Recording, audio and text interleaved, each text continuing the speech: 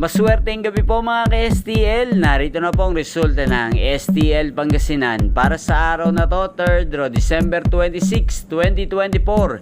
Araw ng Huwebes. Naway ang mga nataya niyo pong mga numero kanina ay manalo nawa ngayong gabing ito, 8:45 PM. Kaya kunin niyo na po ang inyong mga tickets. Narito na po ang resulta. Ang mga numerong nanalo sa STL Pangasinan ngayong gabing ito, December 26, 2024, 8:45 PM. Third draw result, 35 at 17 in exact order. Sa lahat po ng tumaya kanina sa STL Pangasinan para sa third draw ng 35 at 17, congrats po sa inyo. At ngayong gabing ito sa STL Pangasinan, atin pong i-shoutout ang palaging nanonood ng aking mga video sa YouTube. At ang nagpapa-shoutout din si Kuya Daniel ng Pangasinan. Shoutout po sa iyo Kuya Daniel.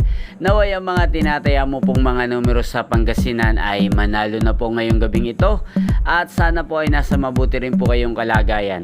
At sa lahat po ng mga taga Pangasinan dyan, shoutout po sa inyo. Naway nasa mabuti rin po kayong kalagayan. Inyo pong napanood ang resulta ng STL Pangasinan sa channel na to, Roderick Hernandez TV. Maraming salamat po sa patuloy niyo pong panonood at pagsuporta sa aking channel.